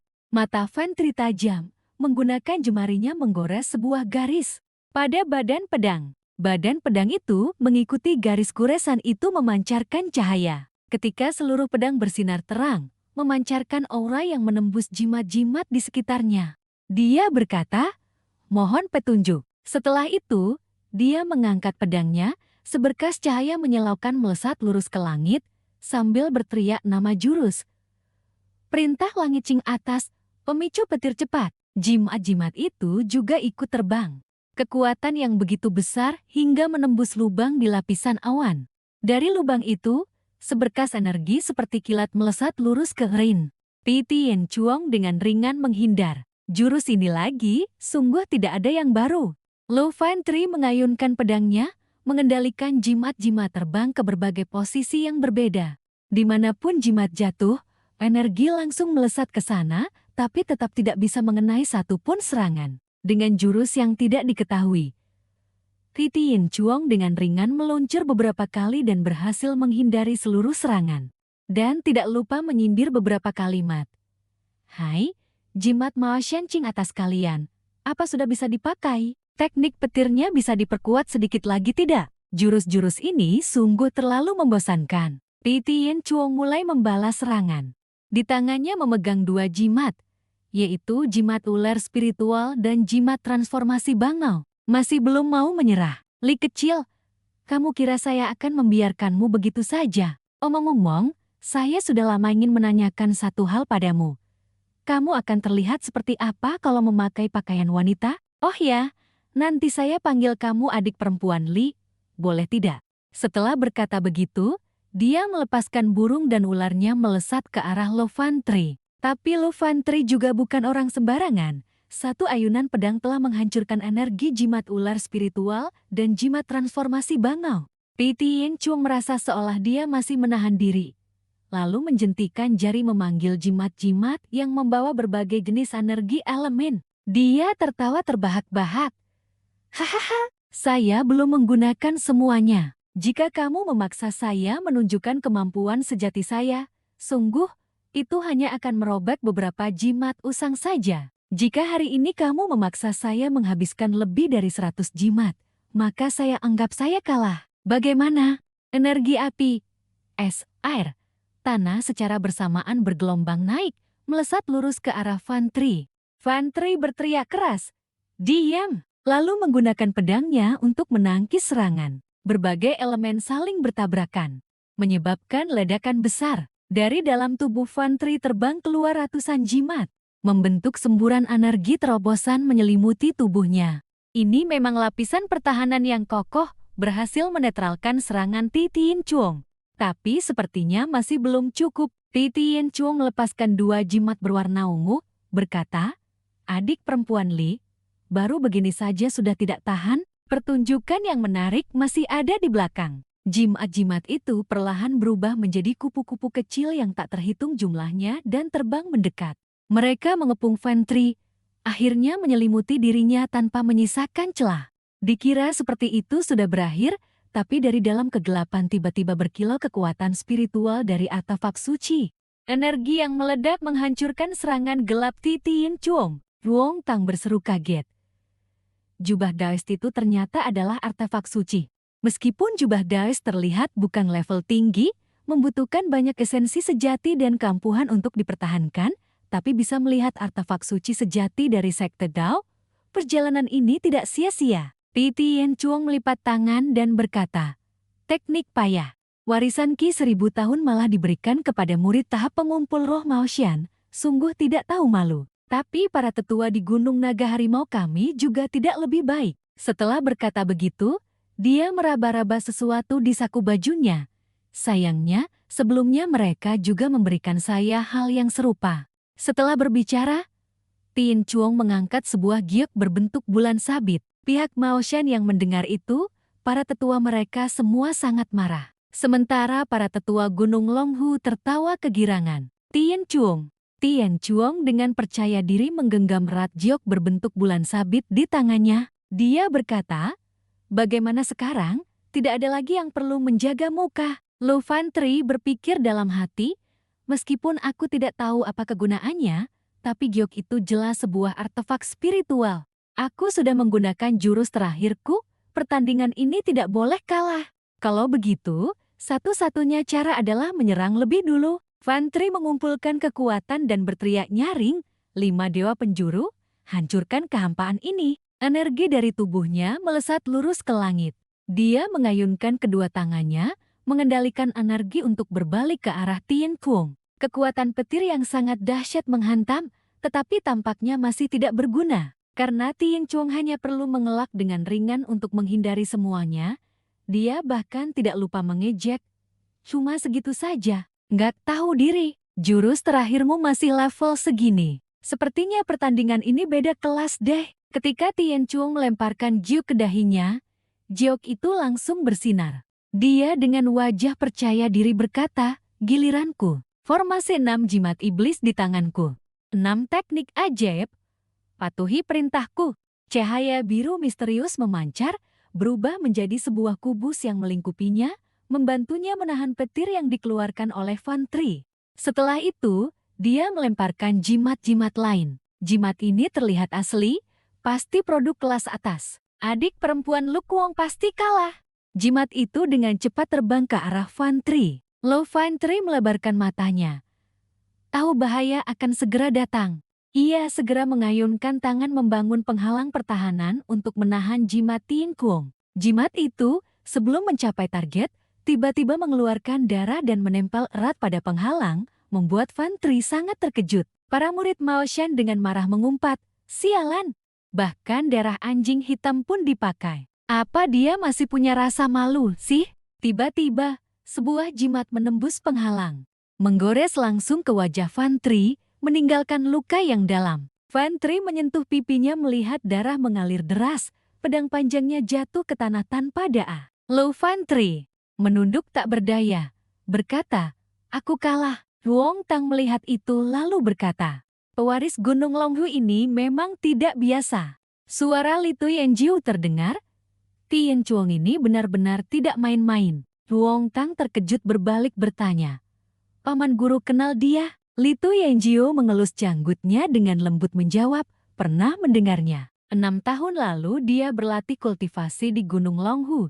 Sebelum energi asal langit dan bumi pulih, dia sudah menguasai dasar-dasar teknik jimat. Setelah energi asal pulih, dalam waktu singkat dia memahami jalan jimat. Di usia muda, Dia sudah menciptakan lebih dari 10 jenis teknik jimat sendiri dan kini menjadi pemimpin generasi muda Gunung Longhu. Diajarkan langsung oleh Master Surgawi Tua Gunung Longhu, masa depannya tak terbatas. Luong Tang berpikir dalam hati, jika Tian Chuang memiliki potensi seperti itu, mengapa di kehidupan sebelumnya aku tidak pernah mendengar tentang orang ini? Mungkinkah dia mengalami bencana dan mati muda?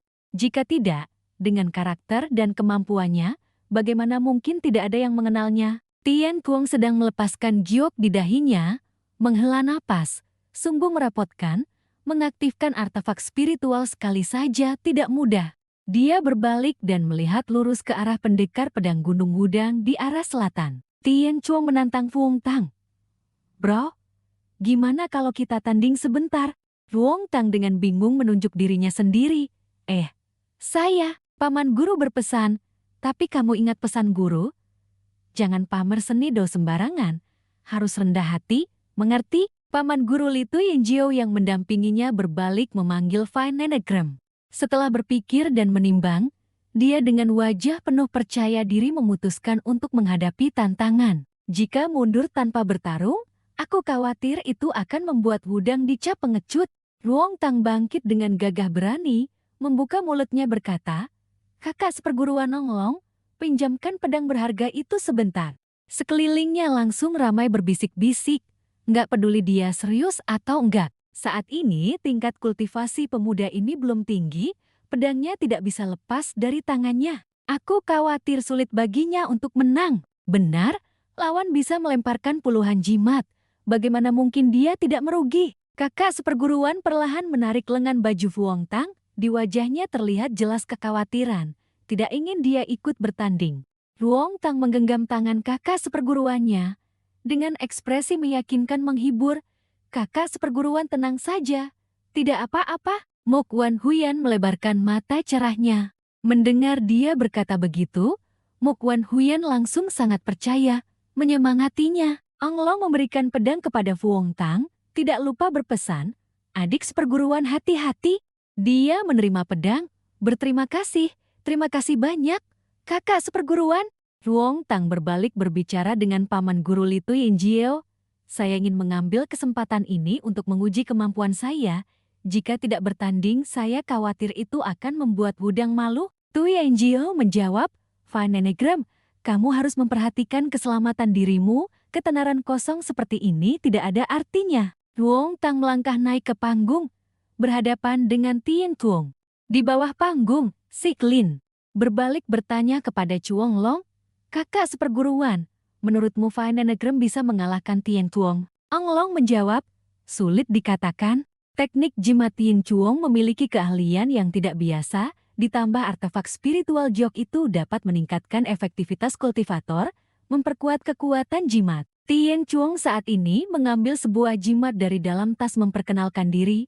Saya, Tian Chuang, guru saya adalah pendeta Tao Tin Chin dari Gunung Longhu. Fine Nenegram juga memegang pedang, menyatukan tangan memperkenalkan diri. Saya Fuong Tang. Nama dao saya Fine Nenegram, guru saya adalah Tang Wontu. Tian Chuang berkata, Bro, bisa kasih aku kontak kakak seperguruanmu? Dia menunjuk Mok Wan Huyan, lalu berkata, atau bagaimana kalau kita bertaruh satu putaran? Nanti kalau kamu kalah, berikan kontak kakak seperguruanmu padaku. Bagaimana? Fuong Tang dengan wajah serius menjawab. Setelah bertarung baru bicara, tapi sebenarnya dalam hati Fuong Tang seperti terbakar. Orang ini nyari gara-gara banget. Tian Chuang setelah mendengar itu juga mulai mengeluarkan jurus. Dia melepaskan 3 jimat. Oke, sudah diputuskan. Dia langsung melemparkan ke arah Fuong Tang. 3 jimat itu sedang terbang di udara. Tiba-tiba berubah menjadi api yang berkobar. Fuong Tang dengan ringan memiringkan tubuhnya untuk mengelak. Dia merasa tubuhnya diselimuti bayangan hitam. Mengangkat kepala melihat ke atas, dia melihat seberkas energi berbentuk bangau abadi sedang meluncur turun. Cakar raksasa seolah ingin menginjaknya hingga pipi. Fuong Tang tepat waktu mengelak. Setelah itu, dia menampilkan seni tinju. Setiap langkah kaki membentuk pilar cahaya lurus melesat ke langit. Kerumunan di sekitar tidak bisa tidak terkejut. Lihatlah, tempat-tempat yang dia injak adalah posisi dari 7 bintang biduk. Kurang dari 1 detik kemudian, dia sudah muncul di depan Tian Chuong, membuat dia terkejut. Tian Chuong buru-buru menggunakan jimat, melompat mundur 1 langkah untuk menjaga jarak. Berpikir dalam hati, orang ini juga punya sedikit kemampuan. Pertama-tama pancing dia menjauh lalu gunakan jimat untuk menghadapinya. Baru saja mendarat, Fuong Tang sudah berdiri menunggu di belakang. Cepat banget, serem banget ini. Tian Chuong merinding membalikan kepala melihat. Tian Chuong bereaksi cepat membalikan badan, tetapi sudah tidak ada jalan lagi untuk lari. Fuong Tang bergerak dengan kecepatan super cepat, secepat kilat mengepung Tian Chuong, meninggalkan tak terhitung bayangan sisa. Dia mengumpat dalam hati, sialan. Kenapa orang ini begitu kuat? Fuong Tang memanfaatkan kesempatan mengayunkan pedang. Ujung pedang perlahan keluar dari sarungnya, menempel erat di leher Tian Chuong, menentukan menang atau kalah. Semua orang tertegun, semuanya terjadi terlalu cepat. Jika benar-benar bertarung, aku khawatir Fuong Tang ini akan menusukkan pedangnya langsung ke lehernya. Fuong Tang dengan wajah serius berkata, "Aku sudah menahan diri." Tian Chuong mengangkat tangan menyerah, berkeringat deras berkata, "Kakak, jangan marah. Aku sama sekali tidak punya niat apa-apa terhadap kakak seperguruanmu." Pedang itu perlahan ditarik kembali. Fuong Tang berbalik memasukkan pedang ke sarungnya, dengan rendah hati berkata, "Teknik jimatmu sangat dalam. Aku sudah belajar banyak." Tian Chuong di belakang memanggil kembali dengan terkejut, "Tunggu dulu." Dia memohon dengan tergagap, "Ah, Kakak Tang, aku agak tidak terima. Bisakah kita bertarung lagi 1 putaran? Jika tidak, nanti aku akan seperti Lu Fantri. Setiap hari datang ke Gunung Wudang mencarimu untuk bertarung." Fuong Tang berpikir dalam hati, para ahli Gunung Longhu, kenapa kalian tidak mengurus orang ini saja? Tian Chuong terus memohon, "Mohonlah, Kakak Tang, nanti kamu akan menjadi bosku, oke? Ayo kita bertarung lagi 1 putaran. Kali ini jika aku masih kalah secepat ini, nanti aku sama sekali tidak akan pernah lagi menyebut-nyebut soal bertarung dengan Kakak Tang." Orang-orang di bawah berteriak, "Kamu cuma bisa ngalahin orang lain. Nggak bisa biarin orang lain ngalahin kamu, ya, arogan banget." Saudara pendekar pedang di Kiem Tien, turunlah. Bertarung lagi sekali hanya akan semakin mempermalukan diri saja. Fuong Tang dengan santai sedikit mengangguk, "Baiklah." Tian Chuong menggenggam erat kedua tangannya. Kegirangan, hebat sekali. Dia segera beraksi, memejamkan mata dan merapalkan mantra. "Kem Tan Sik Len, Mohan Kuiden, Ho Hak Sang Trivin Saholda." Jimat mantra berterbangan di sekelilingnya, cahaya keemasan berkelip-kelip. Tampaknya dia ingin mengerahkan seluruh kekuatan untuk membalas kekalahan tadi. Fuong Tang menghunus pedangnya, bersiap menghadapi pertarungan. Jika dia tidak benar-benar takluk, kemungkinan dia akan terus mengganggu. Kalau begitu, biarkan dia menyerang duluan, lalu berikan dia 1 pukulan peringatan. Ekspresi perhitungan muncul di wajahnya. Tian Chuong berkata dengan bersemangat, "Saya sudah siap." Dari tubuhnya terbang keluar 3 makhluk spiritual. Bangau Abadi, Harimau Dewa, dan Raja Ular terlihat cukup gagah. Namun, Fuong Tang hanya mengayunkan pedangnya senaknya. Aura pedang langsung membelah setiap makhluk spiritual menjadi 2. Tian Chuong terkejut, liontin jiok di dahinya memancarkan energi terkuat. Masih jurus lama, memanggil elemen es, air, api, dan tanah, tetapi dengan kekuatan yang ditingkatkan oleh Fuong Tang. Fuong Tang dengan mudah menghindar, meninggalkan bayangan berbahaya yang terasa mengancam. Tian Chuong menepuk tangan membentuk segel. Jimat mantra berterbangan, merapalkan mantra. Tembok tanah bangkit. Sepasang tiang kayu tumbuh dari bawah tanah. Tiba-tiba, embusan angin kencang meniupnya hingga pusing. 2 kantung jimat di pahanya robek. Jimat mantra berhamburan ditiup angin. Tidak diketahui berapa banyak jurus yang dikeluarkan Fuong Tang dalam sekejap tadi, hanya terlihat dia sudah berada di belakang Tian Chuong. Semua jimat mantra terbelah 2. Di bawah panggung terdengar seruan terkejut. Tadi itu aura pedang yang terpisah dari tubuh. Berapa umur pemuda itu? Setelah mengeluarkan jurus, ujung pedangnya hancur berkeping-keping, dan badan pedang juga sedikit iwis. Fuong Tang mengelus ujung pedangnya, berpikir dalam hati. Tidak disangka bahkan pedang kakak Chu tidak sanggup menahan esensi sejatiku. Titian Chuong di belakangnya sedang berlutut, wajahnya muram. Wong Tang menangkupkan tangan dengan rendah hati.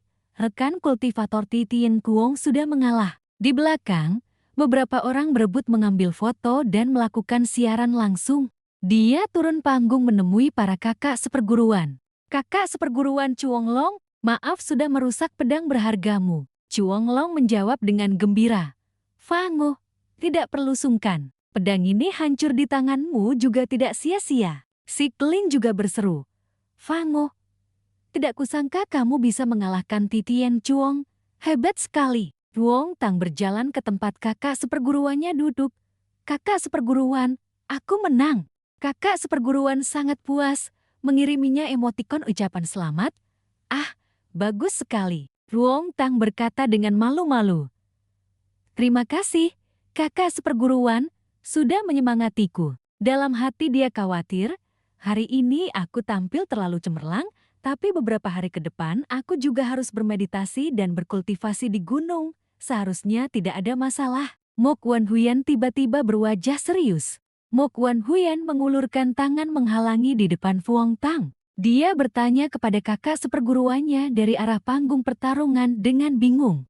Titian Chuong, dengan dua kantung jimat di tangan, berjalan mendekat dengan wajah muram dan penuh niat membunuh. Chuong Long juga maju menghalangi.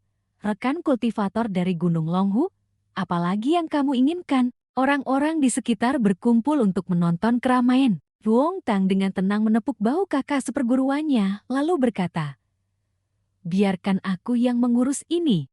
Dia melangkah maju dengan gagah. Rekan kultivator, ada urusan apa lagi? Titian Chuong menggertakkan gigi, menggenggam erat kantung jimat, matanya merah menyala, penuh niat membunuh, menerjang ke arah Wong Tang. Kakak seperguruan Nong Long dan kakak seperguruan Si Klin berteriak memperingatkan. Fango, hati-hati. Lu Fan Tri juga terkejut, mengira akan kembali melihat pertunjukan istimewa dari sekte. Siapa sangka? Titian Chuong malah berkata sambil menangis. Kakak, coba katakan, kenapa tidak langsung tebas saja aku? Kenapa malah membelah jimat-jimatku? Wong Tang seperti terkena jurus pengunci tubuh di Yao Chen. Berdiri tak bergerak, Titian Chuong kembali berkata, bahan baku jimat hitam ini sangat mahal, satu set menghabiskan hampir 30.000. Para kakak seperguruan lainnya juga tercengang, tidak menyangka orang yang barusan begitu gagah dan mengesankan, ternyata begitu lemah. Tiba-tiba, sebuah tendangan membuat Titian Chuong terbang sejauh 3 meter. Orang itu berteriak keras, diam! Wajahnya muram, kemarahan berkobar-kobar. Cukup, jangan membuat diri sendiri jadi bahan tertawaan lagi. Pulanglah agar sekte mengganti rugi 2 kali lipat bahan bakunya untukmu. Ternyata itu paman seperguruannya. Karena merasa di atas angin, dia malah memohon, atau berikan saja aku puluhan lembar jimat Sumin Dui Hong. Paman seperguruannya mendengar itu, langsung marah memukul kepalanya sambil menceramahi. Jenis kertas itu bahkan aku saja tidak bisa menggunakannya. Apalagi kamu, paman seperguruannya berkata sambil menarik Titian Chuong pergi dengan cepat. Pulang dengan patuh, kalau tidak, semua artefak spiritualmu akan disita. Titian Chuong sambil menangis berkata, paman, ilmu pedang kakak Tang. Titian Chuong sangat mengagumi, nanti makan bersama. Wong Tang melihat kepribadian yang begitu pelin-pelan itu hanya bisa memegangi kepala dan menghela napas.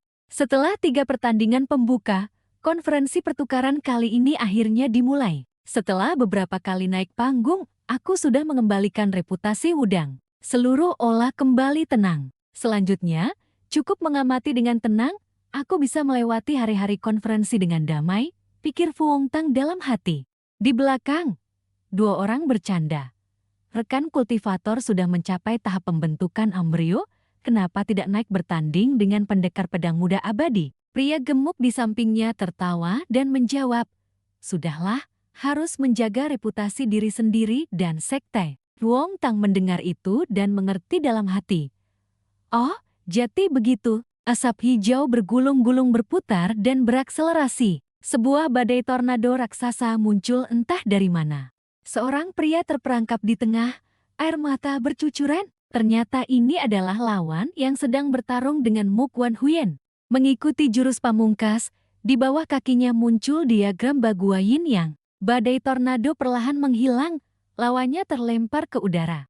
Mokwan Huyen menunjukkan ekspresi bosan, mungkin karena pertandingannya terlalu mudah. Litu Yenjio mengelus janggutnya dan berkata, Master Tao Chang dari Sekte Laoshan ingin menguji kemampuan. Para penonton semua ternganga. Luong Tang sama sekali tidak terkejut, karena dia tahu betul kekuatan kakak seperguruannya. Benar saja.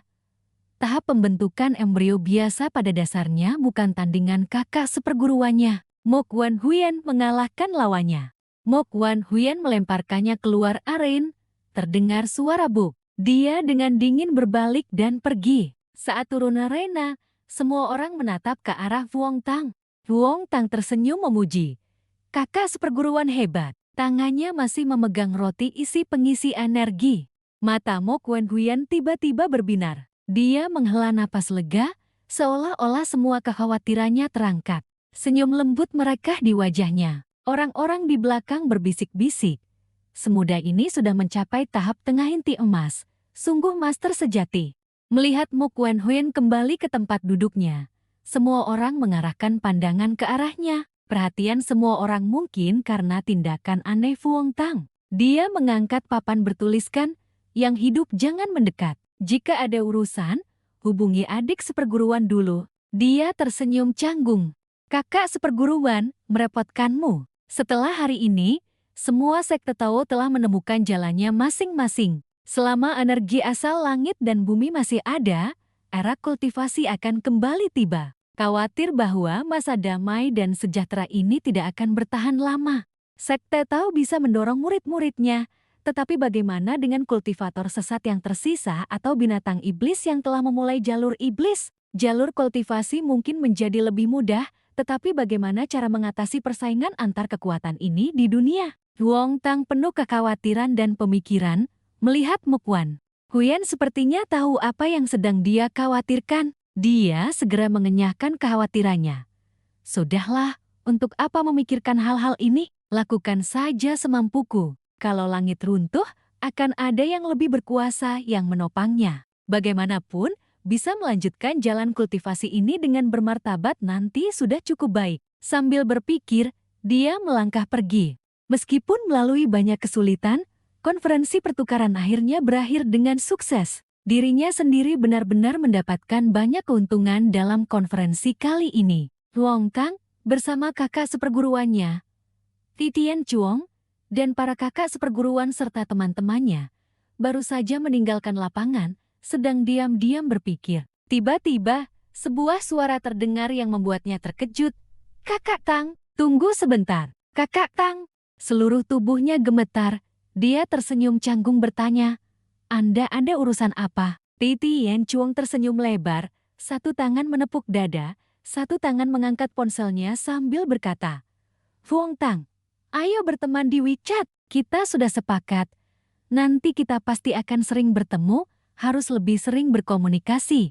Kakak Tang, ayo kita turun gunung bersama, kebetulan kita bisa mengobrol. Menghadapi sikap antusias ini, Luong Tang akhirnya harus mengambil ponselnya untuk berteman. Dia menambahkan, mengobrol boleh, tapi jimat-jimat itu aku tidak bisa menggantinya. Titian Chuong mengedipkan mata sambil berdesis, tidak apa-apa, tidak apa-apa. Nanti suruh paman seperguruan mencarikan beberapa bahan baku, aku laporkan data palsu saja. Jimat-jimat itu juga hanya beberapa ribu dong saja kok. Luong Tang menjawab, kamu benar-benar nakal. Lo Fan Tri di belakang memanggil, rekan kultivator Faingu, mohon berhenti sejenak menungguku. Hari ini, berkat rekan kultivator yang memberi pelajaran kepada si berandal itu, hatiku jati lega. Jadi aku harus datang berterima kasih kepada rekan kultivator. Luong Tang menjawab dengan sopan, rekan lu, Anda terlalu sungkan. Titian Chuong mengupil, dengan ekspresi menjengkelkan berkata, berbicara dengan gaya sastra seperti itu untuk siapa? Sekarang zaman apa? Masih saja kakak adik. Lo Fan Tri berwajah serius. Masih lebih baik daripada gaya bicara kasarmu. Titi Yen Chung tertawa dingin. Oh, si pecundang masih berani lancang di depanku. Keduanya dengan niat membunuh yang berkobar, bersiap memulai ronde kedua pertarungan. Ruong Tang berdeham huk-huk, maju mendamaikan. Kalian berdua sudah lapar, kan? Ayo turun gunung makan sesuatu. Malam ini aku yang traktir. Titi Yen Chung sangat bersemangat. Terima kasih, Kakak Tang. Adik Lu, kamu orang lokal Malaysian sini? Ada rumah makan anak nggak? Dipanggil adik Lu. Fan Tri mendengus marah. Ruong Tang kembali harus membujuk Lu Fan Tri. Kakak seperguruan Lu, tenang, tenang. Di konferensi, semua orang mewakili sekte masing-masing, tentu saja harus sedikit menjaga etika. Tetapi tidak lama setelah masuk ke rumah makan, semua orang sudah menjadi akrab karena Titi Yen Chung sebaya dengannya.